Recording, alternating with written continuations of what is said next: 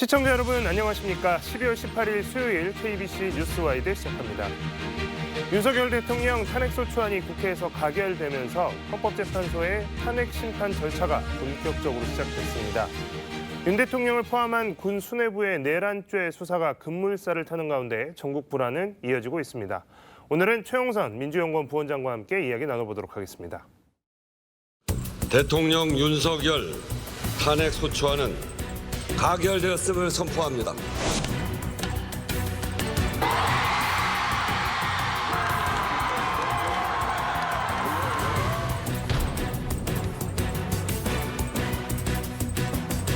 제1차 변론 준비기일을 12월 27일 금요일 오후 2시로 지정한다. 이 사건을 탄핵심판 사건 중 최우선적으로 심리한다.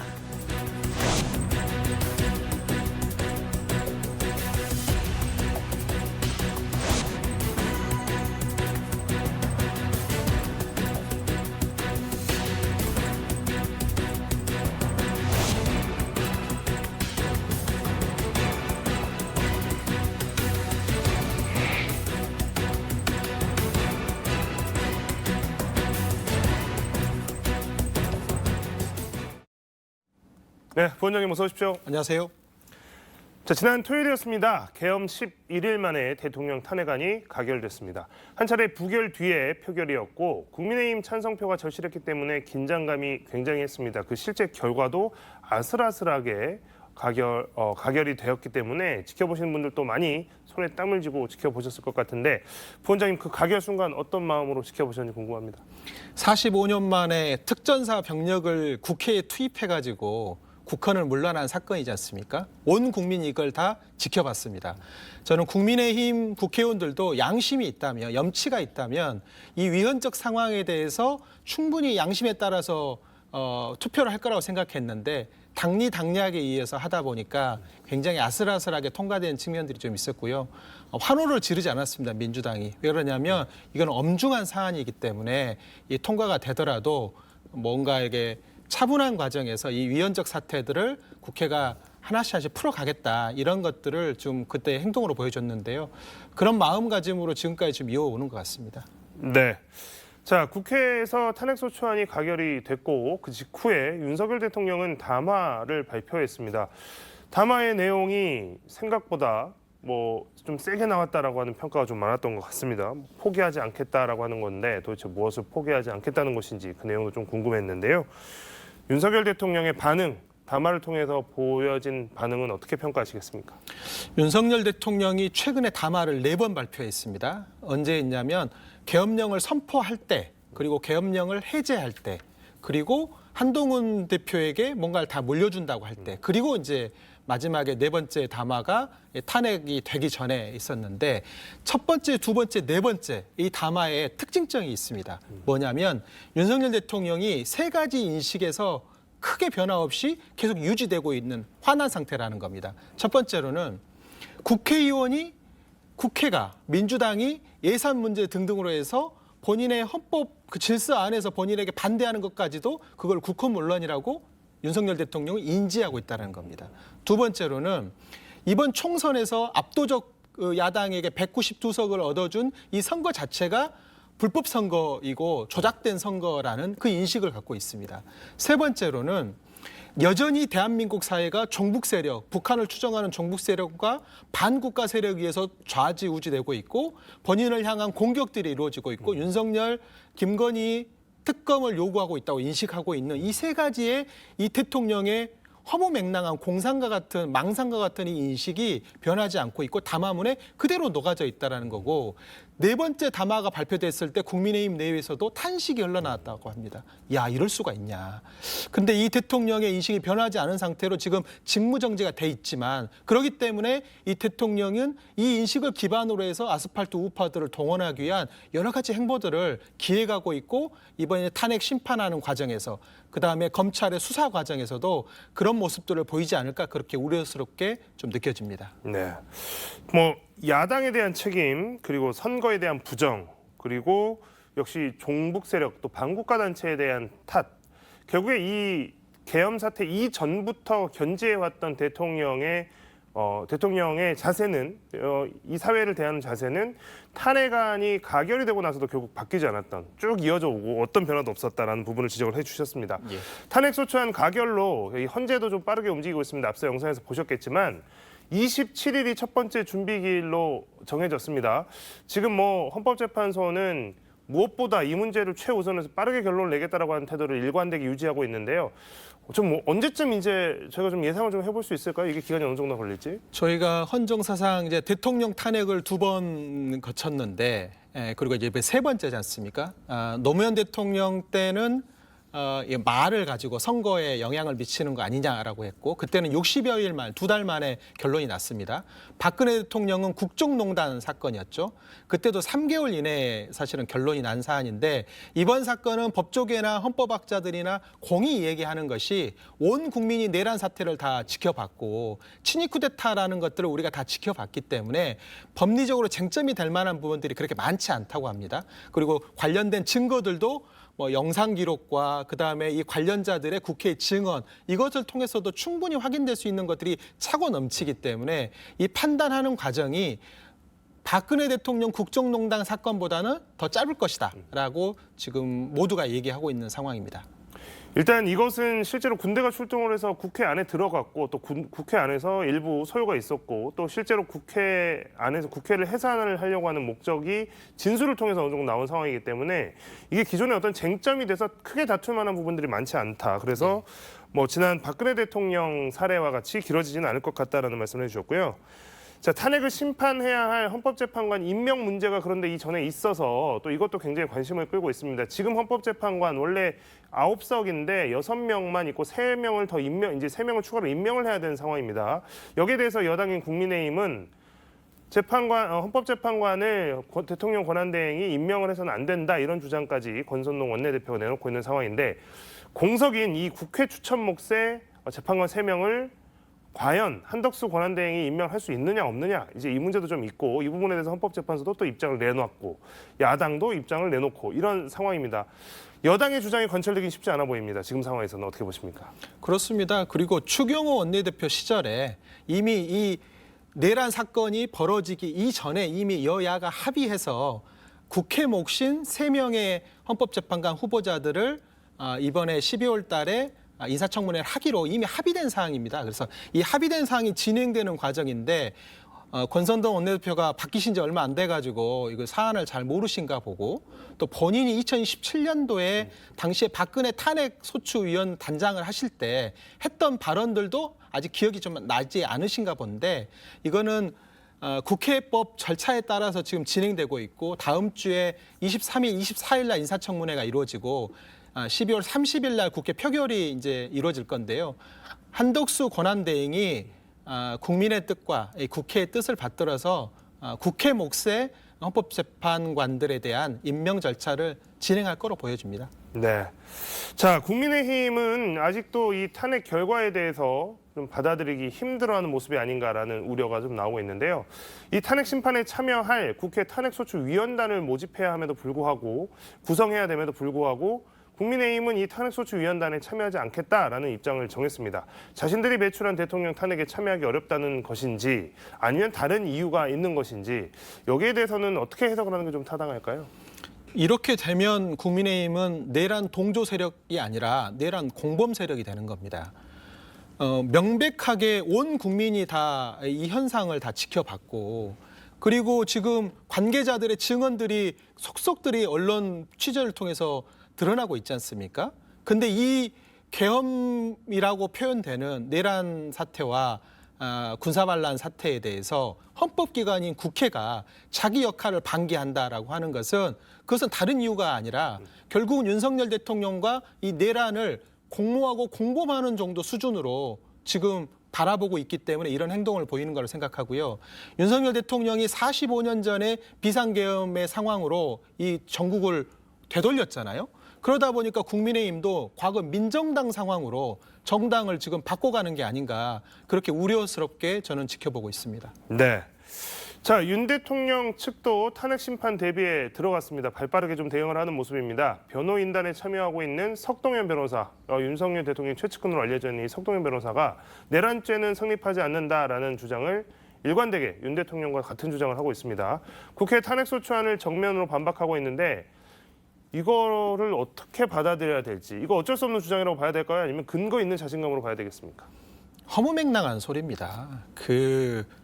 내란이 아니라 소란이었다고 표현하잖아요. 세상에 예산을 삭감했다고 군 병력, 그것도 대한민국 최정의 대테러 부대를 투입시키고 거기다 실탄을 쥐어주고 그리고 국회의원들을 끌어내리려고 하고 헌정 질서를 문란하게 만드는 이 사안을 놓고 이걸 소란으로 바라보고 대통령의 일종의 어떤 고유한 권한으로 바라본다라는 게 너무 인식이 놀랍고, 해리스 전 미국 주한미 대사가 이렇게 얘기했습니다.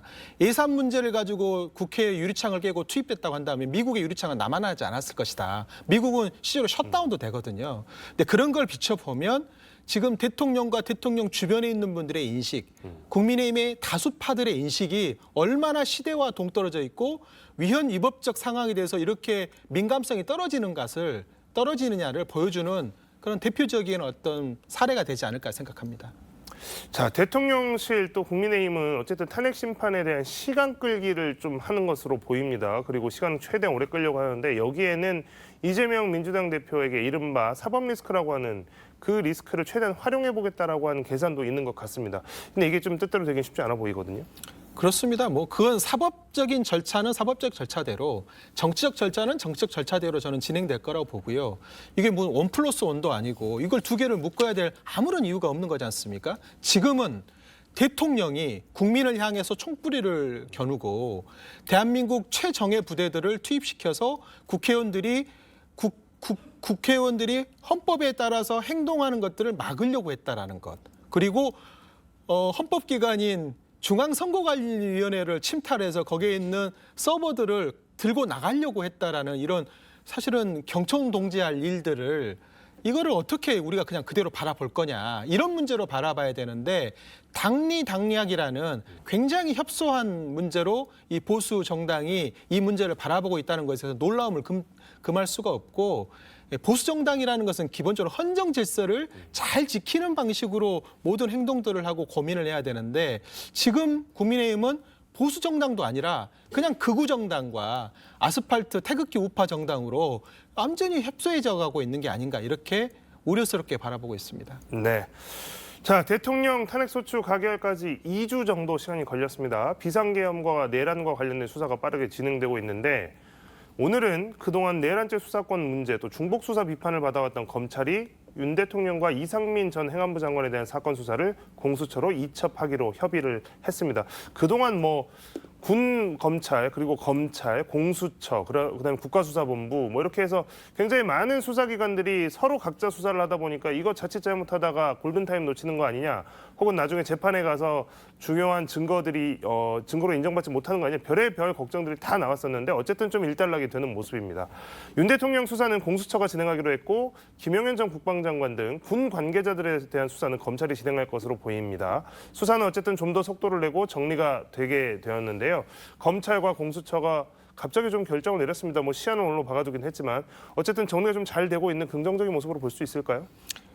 아니, 검찰이 저는 이 내란죄에 이렇게까지 열심히 수사를 하는 것이 굉장히 의아합니다. 오히려 지금 검찰은 김건희 여사 관련된 모든 사안에 대해서 무혐의를 하거나 아니면 셀프 수사를 하고, 어떻게 보면 지금 윤석열 대통령이 내란죄까지 저지르게 되는 가장 큰 계기가, 저는 검찰의 기능을 제대로 하지 않았기 때문에, 운명 공동체처럼 검찰이 윤석열 대통령과 움직였기 때문에 저는 벌어진 일이라고 생각합니다. 근데 자기에게 지금 수사 권한도 없는 내란죄를, 직권남용이라는 아주 작은 죄를 엮어가지고 뭔가를 하려고 하는 꼼수를 쓰고 있는 것이 이번에 오늘 바로 잡혀서 좀 다행스럽게 생각하고요. 결국 이 사건은 특검에서 결정이 될 겁니다. 여야가 이제 결국은 합의를 해서, 물론 국민의힘 다수파가 동의하지는 않았지만 결국은 특검안이 통과가 됐고 이제 정부로 넘어간 상태지 않습니까? 저는 한덕수 권한대행이 이 특검 내란죄와 관련된 특검에 대해서 거부권 행사하기가 어려울 거라고 생각합니다. 빨리 검사 추천들을 받아들일 거라고 생각하고 그 전까지 남은 기간 동안 그냥 가만히 손 놓고 있을 게 아니라 국가수사본부를 비롯한 공조수사본부에서 할 수 있는 모든 어떤 수단을 동원해서 증거물을 확보해야 되는데 지금 대통령실과 경호처에서 지금 이 수사를 방해하고 있어요. 대통령도 이 수사에 적극적으로 응하지 않고 있고 검찰총장 출신임에도 불구하고 일종의 법꾸라지처럼 이 법을 피해가려고 지금 하고 있거든요. 특검을 거부한 자가 법인이다. 대통령이 했던 말입니다. 이 수사를 거부하는 자, 그 자가 이 내란의 수괴이고 범죄자의 공범이다. 저는 그렇게 생각하고 이 문제는 빠른 시간 내에 정리될 거라고 생각합니다. 방금 이제 부원장님 지적을 해주셨지만 지금 이제 수사는 어느 기관에서 좀 중심으로 할 것인가 이제 이런 부분 좀 정리가 됐습니다만 가장 중요한 게 지금 내란 혐의 관련해서 수개로 지목이 되고 있는 윤 대통령이 실제 이 수사에 어느 정도 협조를 하느냐 그 수사가 되느냐 안 되느냐가 가장 중요할 텐데 방금 말씀해 주셨지만 지금 수사에 필요한 수사 절차들을 지금 다 거부를 하고 있는 상황이란 말이죠. 네. 이 부분에 대해서 이게 지금 어떤 전략을 쓰고 있는 건지도 좀 궁금하고 그리고 실제로 이게 헌재에서 어쨌든 본인의 변론을 펼쳐나가야 될 텐데 헌재에서 요구한 부분도 있는데 이런 부분까지도 과연 비협조적으로 나올 수 있을 것인가 이것도 좀 궁금하거든요. 결론적으로 보면 다 허무맹랑한 일장춘몽으로 끝날 거라고 봅니다. 왜냐하면 헌법재판소는 대통령 선서를 할 때, 취임 선서를 할 때 헌법과 법률을 준수한다는 걸 명백하게 그걸 선서를 하거든요. 지금 대통령이 하시는 모습은 헌법과 법률을 준수한다라는 그런 대통령 선서 당시의 모습이 아니에요. 그리고 대통령이 법 절차를 지금 위반하고 본인이 해태하고 있는 모습을 보여주면서 결국 그게 헌법재판관들이 우리 대통령이 내란을 선동하고 내란을 주동한 것뿐만이 아니라 일상적인 법 집행 과정에서도 헌법과 법률을 준수할 지금 모습을 보여주지 않고 있구나. 이런 것들은 결국은 탄핵 심판의 과정에 만장일치로 대통령을 파면하는 과정에 저는 하나하나 지금 벽돌을 쌓고 있다 이렇게 생각합니다. 자, 방금 이제 말씀 나눴던 윤 대통령이 이미 지난주부터 검찰이나 또 이 공조수사본부의 출석 요구 거부한 것들에 대한 문제 제기가 쭉 있었고 또 국회 법사위에서도 이 부분에 대한 질의가 있었습니다. 어떤 내용의 질의였는지 한번 보고 와서 이야기 이어가도록 하겠습니다.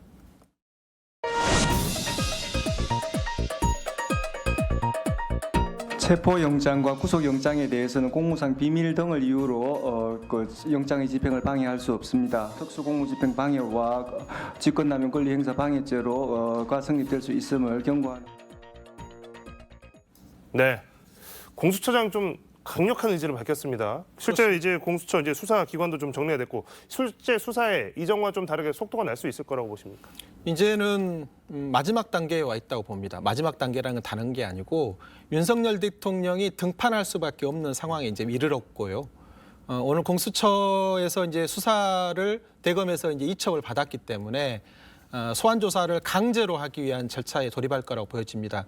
윤석열 대통령의 결국은 전략은 본인이 피해자인 것처럼 지지자들에게 시그널을 보내서 본인이 핍박받고 있는 모습으로 계속 메시지를 보내고 그게 정치적인 항쟁의 모습으로 지금 나아가려고 하고 있는데 이게 2021년도에 트럼프 대통령이 당시 바이든 대통령에게 선거에서 지고 나서 지지자를 동원해가지고 연방의회에 난입하게 하는 사건들이 있었지 않습니까? 지금 그런 상황으로 상황을 만들어 가려고 하는 것이고 그래서 민주당에서는 내란이 지금 끝난 게 아니다. 내란은 진행 중이다. 그리고 이 내란의 과정을 빨리 재단하지 않으면 또 다른 제3의 사의 어떤 행동들로 인해서 대한민국이 굉장히 혼란스럽게 지금 나아갈 수 있다고 판단하고 있기 때문에 지금 대통령의 강제 수사들이 곧 돌입할 거로 생각합니다. 네. 자, 계엄 시국 또 이어지는 탄핵 정국 이 상황에서 각 정당들로 저마다 분주한 모습입니다. 먼저 민주당 상황에 대해서 좀 이야기를 들어봐야 되겠습니다. 민주당은 다른 야당들과 협력해서 결국에 탄핵안 가결을 성공시켰습니다. 또 수사와 별개로 비상계엄과 내란 관련해서 국회 조사에도 지금 힘을 쏟고 있는 모습인데요. 자, 탄핵안 가결 이후에 지금 당내 분위기는 좀 어떤지 궁금합니다. 우선은 명명백백히 밝혀야 될 내용이 너무 많습니다. 이 계엄을 비상계엄을 군사 쿠데타를 언제부터 모의하기 시작했는지 어느 단위까지 이거를 공모를 했는지 그렇게 하기 위해서 어떤 일들을 벌였는지를 지금 우리는 알지 못하지 않습니까? 다만 12월 3일 한 10시 29분부터 시작을 해서 그 다음날 새벽까지의 상황만 우리는 화면으로 봤을 뿐이고 과연 이 행위를 하기 위해서 얼마나 많은 사람들이 얼마나 오랜 기간 공모를 했고 거기에 어느 부처에 어느 단위까지 이게 퍼져 있는지를 알 수가 없기 때문에 민주당에서는 수사와 별개로 국정조사 요구안을 12월 12일 날 제출했고요. 20일까지 12월 20일까지 국회의장이 각 정당에게 20명 규모로 꾸려질 이 국정조사의 특위에 참여할 인원들을 추천해 달라고 요구를 했습니다. 그리고 국민의힘이 추천을 하지 않는다고 한다면 그러면 20명은 야당을 중심으로 꾸려서 이달 말이면 국정조사가 시작될 거로 보여주는데 이 국정조사는 굉장히 중요합니다. 왜냐하면 행정부에서 모든 사안에 대해서 이제 수사와 별개로 이 국정조사를 통해서 위증을 하게 되면 위증에 대한 처벌을 다 받아야 되기 때문에 이 조사 과정에 그동안 지금 숨겨져 있는 내용들을 진실을 드러낼 수 있고 또 헌법재판소가 판결하는 과정에 증거들을 직접적으로 취득하기 어렵잖아요. 그래서 이 국정조사를 통해서 많은 실체적 진실들을 드러내서 이거를 헌법재판소로 넘기게 되면 헌법재판관들이 이것들을 판단하는데 굉장한 도움이 될 거라고 생각합니다. 그래서 민주당이 할 수 있는 일들을 국회 차원에서 하고 또 특검이 빨리 출범을 해서 사법적 과정에서도 할 수 있는 내용들을 할 수 있게끔 좀 돕는 이런 역할로 지금 에너지를 다 집중하고 있는 상황입니다. 네. 자, 국민의힘 이야기도 여쭤보지 않을 수가 없는데요. 이게 당 지도부가 어쨌든 붕괴가 됐습니다. 이건 지도부가 붕괴되는 과정도 좀 정상적인 절차라고 보긴 좀 어려웠을 것 같고요. 거기에 대한 후폭풍도 좀 있는 것 같습니다. 당내에 약 20% 정도 되는 그러니까 탄핵 반대에 표를 찍지 않았던 의원들이 여전히 있는 데다가 한동훈 당대표가 사실상 쫓겨나게 된 이후에도 또 탈당하는 움직임도 좀 있었고 여러모로 시끄러운데 국민의힘의 상황은 어떻게 보고 계신지도 궁금합니다. 지금 이른바 이 내란 사태에 공범들이 이 당권을 쥐었습니다. 근데 이게 오래 갈 거라고 생각하지 않습니다. 결국은 헌법재판소에서 결국은 윤석열 대통령의 탄핵이 이루어지게 되면 국민의힘은 간판을 내려야 될 겁니다. 탄핵 동조 정당이 아니라 탄핵 공범 정당이 되는 것이고 그 과정에 탄핵을 결국은 이 계엄을 동조하는 세력이 되는 거기 때문에 이 탄핵에 결국은 나섰던 한 23명 정도 되는 혹은 간접적으로 동조했던 이 정도의 규모의 사람들이 결국은 국민의힘의 보수를 재구성하는 과정에 새로운 역할을 할 거라고 생각하고요.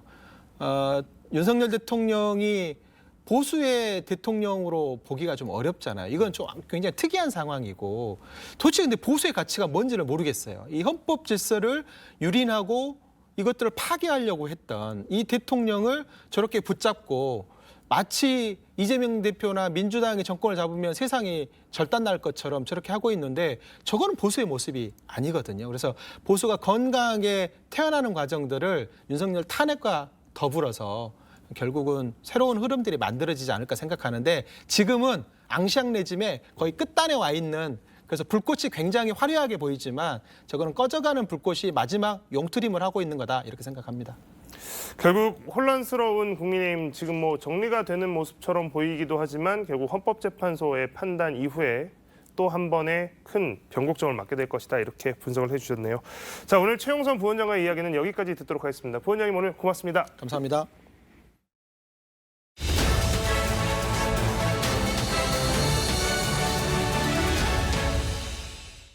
서울광역방송센터입니다. 저는 결코 포기하지 않겠다. 저를 향한 질책, 격려와 성원을 모두 마음에 품고 마지막 순간까지 국가를 위해 최선을 다하겠다. 대통령 윤석열 탄핵안이 국회 본회의 가결 뒤 윤석열 대통령이 밝힌 입장입니다. 결코 포기하지 않겠다. 마지막 순간까지 최선을 다하겠다. 뭘 어떻게 하겠다는 걸까요? 여의도 초대석 김부겸 전 국무총리와 전국 전망과 정치 지도자의 리더십에 대해 얘기해 보겠습니다. 총리님 어서 오십시오. 네, 안녕하십니까. 총리님 페이스북 보니까는 탄핵 촉구 집회 열심히 참석하신 것 같던데 그 뭐 소녀시대 다만세 막 이런 거 부르고 저는 못 따라가겠더라고요. 예, 뭐 이렇게 가사를 들으니까 정말 예. 감동적이긴 한데 저희들은 따라가지는 못했습니다. 예. 8, 90년대 집회 뭐 비장, 엄숙 이런 모드였으면 지금 진짜 뭐 재기발랄하고 거의 콘서트 같기도 하고 축제 같기도 하고 그렇게 보이더라고요. 그만큼 우리 다음 세대들의 네. 이 정말로 민주화가 또 민주의식이 몸에 밴 네. 정말 선진국에서 태어난 신인류다. 그리고 그런 점에서 대한민국의 민주주의의 내일은 어느 누구도 감히 흔들 수 없다라는 그런 뿌듯함을 느꼈습니다. 저는 개인적으로 보면서 이게 학습된 민주화가 아니라 타고난 체화된 민주화. 예, 그렇죠. 그게 이제 저희들이 부럽죠. 뭐. 예. 윤석열 대통령 비상계엄 선포부터 국회 탄핵안 가결까지 일련의 사태 어떻게 보셨나요? 정말 이런 대통령 한 사람의 어처구니 없는 불장난으로 지난 70년 이상 네. 많은 국민들의 희생, 정말 피와 땀과 눈물 위에서 이뤄낸 법치의 대한민국, 민주주의의 대한민국이 네. 이렇게 무너질 수도 있는 거구나라는 그런 허탈감과 또 공포. 네. 또 저희 세대들은 전부 80년 그 네. 군부의 계엄과 네. 쿠데타를 저희들은 다 경험했지 않습니까? 아마 광주 시민들은 더 심했을 거예요. 그럼에도 불구하고 결국 국민들이 그걸 온몸으로 막아내고 지켜내고 또 그래서 이제 탄핵 소추라는 것 네. 2단계까지는 이겨냈습니다. 탄핵안 가결이 되니까 윤석열 대통령이 4분 30초짜리 아마 사전에 녹화한 것 같은데 영상을 내보냈는데 뭐 포기하지 않겠다, 끝까지 최선 다하겠다. 뭐를 하겠다는 걸까요, 이거는? 이번에 뭐 인식 체계 자체가 저희들이 보기에는 정말 네. 국민들의 보편적인 상식과 국민들의 기대하고는 너무 떨어져 있었구나.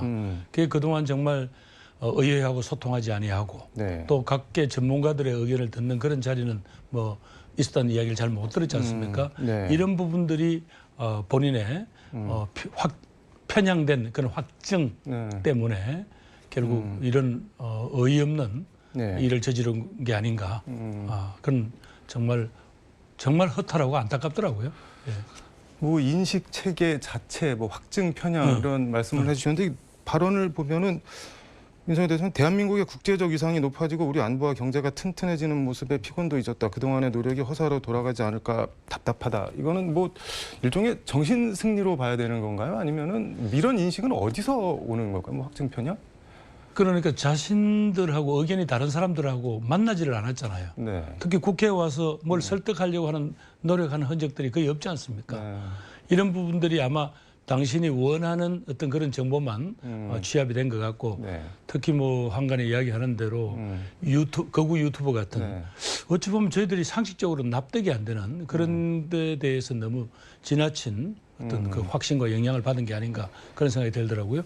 예. 근데 아무리 극우 유튜브를 본다고 하더라도 그 어떻게 보면 멀쩡히 대학교 나와서 수십 년 동안 공무원을 지내신 분인데 그게 판단이 안 됐을까요? 어떻게 저런 인식을 그러니까 뭐 글쎄 뭐 저희들이 네. 뭐 어떤 이유 때문에 이렇게까지 극단적인 사고를 갖게 됐는지 그걸까지는 뭐 저희들이 짐작을 못 하겠습니다만 문제는 대한민국 대통령이다. 네. 지난번에 나를 지지했던 사람이든 또 지지하지 않았던 사람 모두를 나는 그분들의 삶을 총체적으로 네. 책임져야 되는 그런 저 대통령이다라는 네. 이런 인식 자체가 없었던 게 아닌가. 그래서 당신이 보고 싶은 것, 믿고 싶은 것만 계속 거기 중심으로 사고를 해온 게 아닌가. 그래서 국정 운영도 이렇게 해오니까 그동안 뭔가를 풀 수 있는 기회마다 자꾸 여야 격돌론만 같지. 네. 그리고 계속되는 거부권 행사론만 같지. 그게 국회에서 무슨 토론이 되고 타협이 되고 하는 이런 것들이 없었잖아요.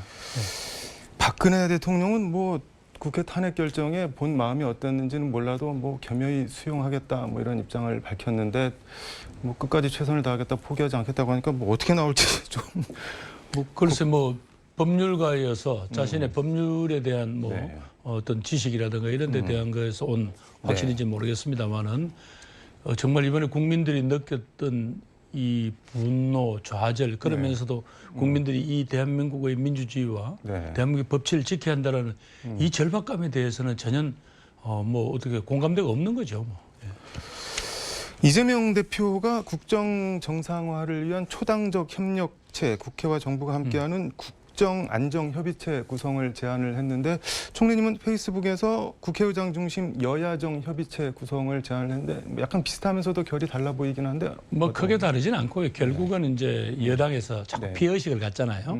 마치 이제 그 이재명 대표 중심으로 네. 국회가 이 국정을 주도하는 듯한 아마 그런 오해 때문에 일단 거부를 한 것 같은데 저는 뭐 그걸 이전에 국민들이 지금 불안해하지 않습니까? 네. 그리고 여러 가지 경제 사정 때문에 또 여러 가지 기업들도 다 힘들어하고 있습니다. 네. 이럴 때 그래도 대한민국의 국민들이 신뢰할 수 있는 어떤 부분에서 네. 적어도 대화가 이루어지고 수습책들이 논의되고 그것이 발표되어서 국민들이 예측 가능한 어떤 그림을 내놓았으면 좋겠다는 거고 그런 점에서 누가 피의식 가질 거 없이 이번에 당당하게 국민의 입장에서 네. 이 사태를 수습한 원식 국회의장님 중심으로 해서 여야가 모여서 또 정부도 오고 그래서 지금 현재 당면한 뭐 트럼프 정부 출범 이후의 한미 관계라든가 한국의 경제, 무역, 산업 뭐 이런 등등에 대해서 네. 그다음에 서민 경제 이런 데 대해서 어떻게 지금 수습을 할 것인가 뭐 이런 걸 논의를 해 들어가야 된다는 거고 이 점에서는 아마 이재명 대표가 우선 그러면 경제하고 민생만 가지고라도 네. 여야 협의를 해보자라고 했잖아요. 저는 그렇게 해서 시작을 해야 된다고 봅니다. 근데 국민의힘에서는 이재명 대표가 벌써 뭐 대통령 행세하려는 거냐 그러면서 뭐 전두환 국보위 얘기도 나오고 뭐 그렇던데요. 자꾸 이런 모든 걸 자꾸 이렇게 정쟁거리로만 가지고 가니까 국민들이 정말 불안하고 네. 정말 답답한 거예요. 그럼 누가 그럼 책임을 져야 될 거 아니에요. 네. 그럼 어디로 가자라고 국민들에게 뭔가 안내라도 해야 될 거 아닙니까? 지금 정치권이 그런 역할을 해줘야 되는 거 아닙니까? 예.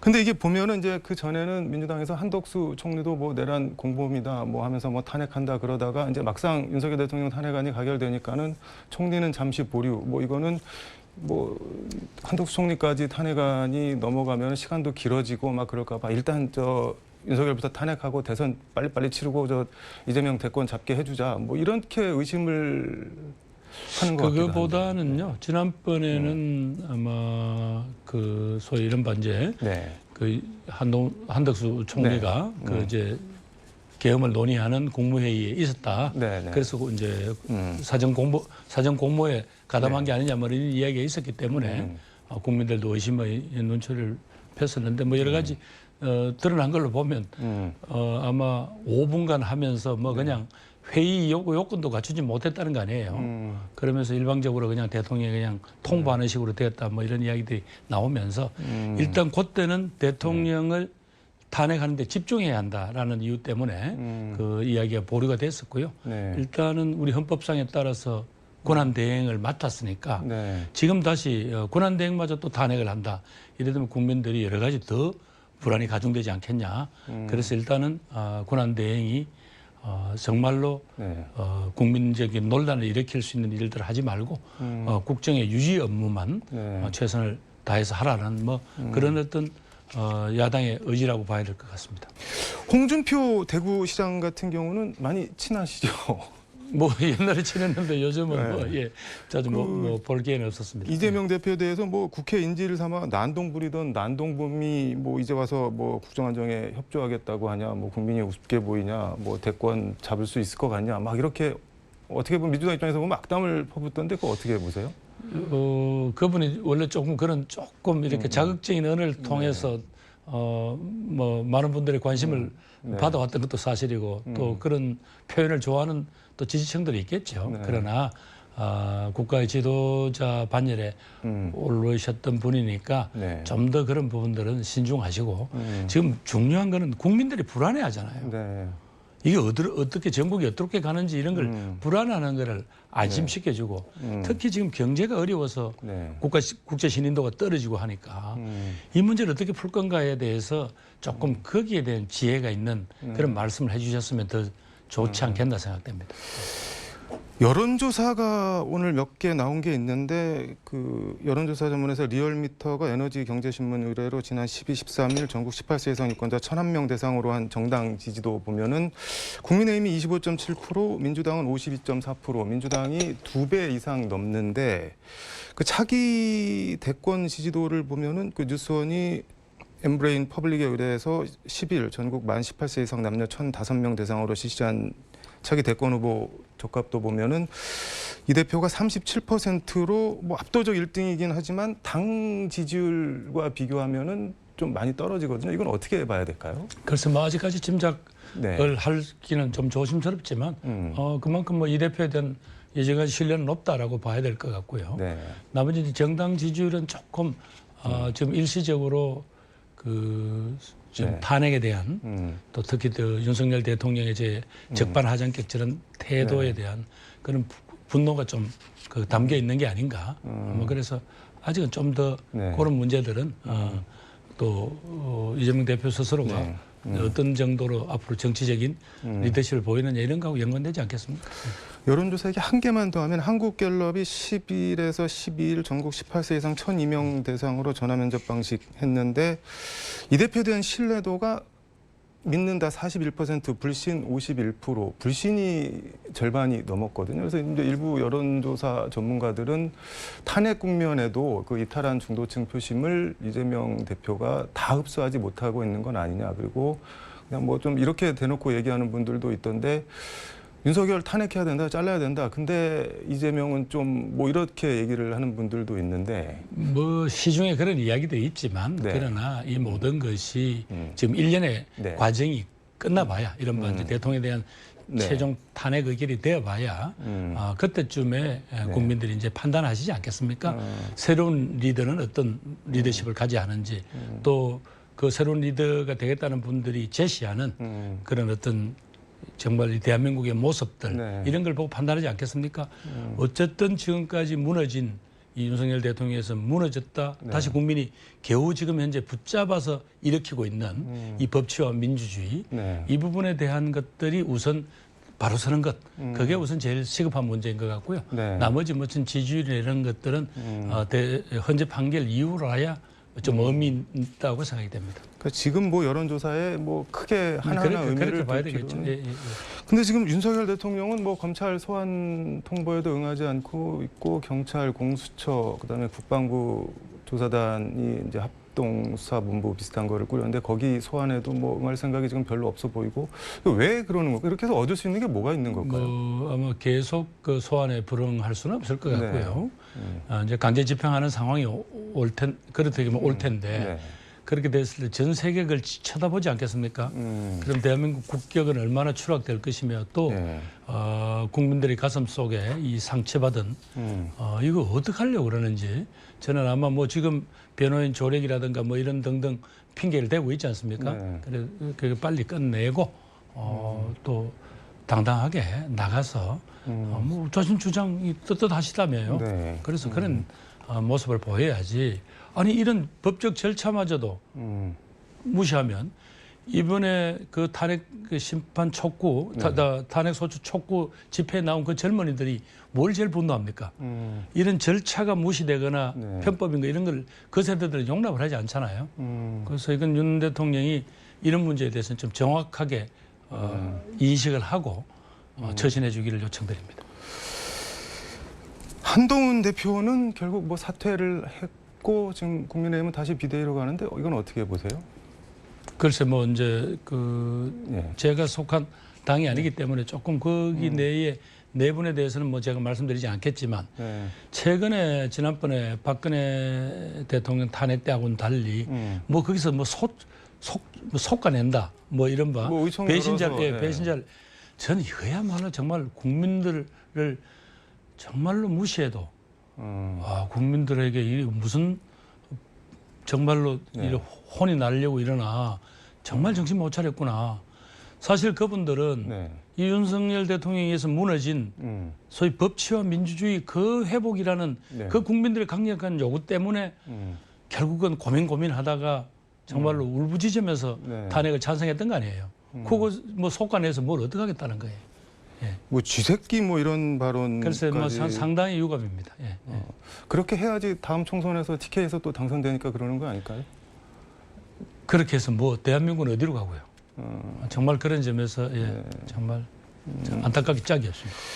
조국 대표는 징역 2년 확정 판결을 받고 이제 구속 수감이 됐는데 뭐 구치소 앞에 저 지지자들한테 이렇게 뭐 울지 말고 환하게 배웅해 달라, 떠날 때 다시 만날 것을 믿는다, 뭐 그러면서 이렇게 뭐 주먹 불끈 쥐고 들어갔는데 그 들어가기 전에 저 총리님 통화를 하신 것 같은데 네네. 이 만약에 민주당 정권이 들어서면 사면 복권 같은 거는 어떻게 될까요? 우선 개인적으로 참 안타깝고요. 네. 또 그동안 사실은 대통령 탄핵 이야기를 가장 먼저 이렇게 깃발을 든 게 네. 조국 대표와 조국 혁신당이잖아요. 그런 점에서 사실은 그렇게 최선을 다하고 네. 또 본인의 길을 가야만 되는 모습 참 안타깝더라고요. 뭐 지금 그 조 대표의 그런 처지는 안타깝지만 여기서 무슨 사면이나 이런 이야기를 하는 거는 그건 좀 적절치 않습니다. 왜냐하면 또 다음 국민의 선택이 어떻게 될지도 모르는 거고 또 뭐 대통령 사면권이 이 정부처럼 막 이렇게 자의적으로 행사된 또 그런 선례도 잘 없었잖아요.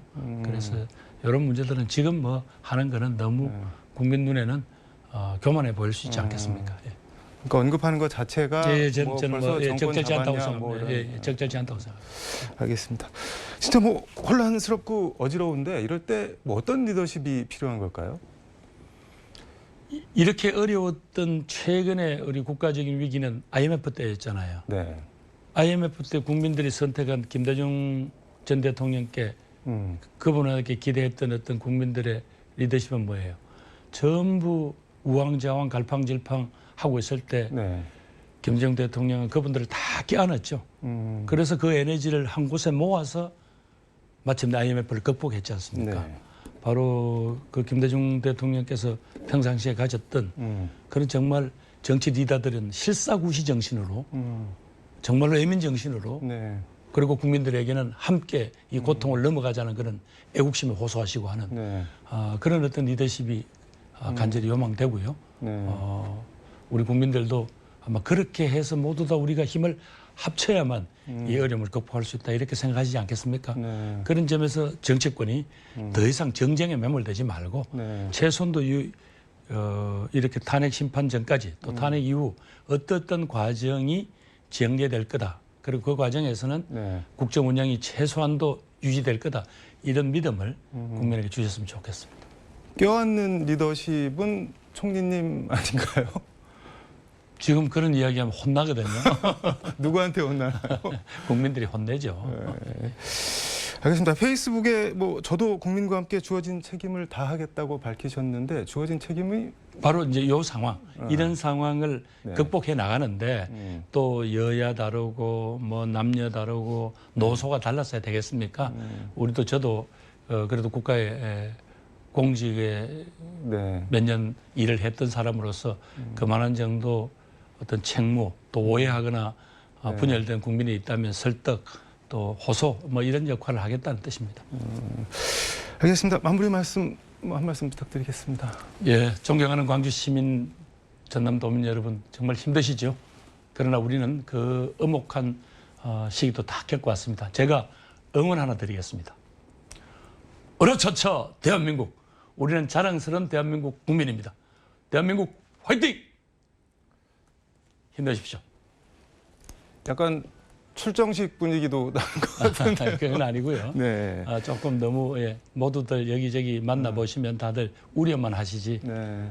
조금 좀 밑에서 올라오는 그런 어떤 자신감이랄까 용기 이런 부분들이 필요할 것 같아서 제가 으라차차 대한민국 하는데 좀 역할을 해주시길 기대하면서 오늘 말씀은 여기까지 듣도록 하겠습니다. 예, 뭐 제가 할 역할은 최선을 다해서 하겠습니다. 예, 네, 고맙습니다. 고맙습니다. 예, 감사합니다.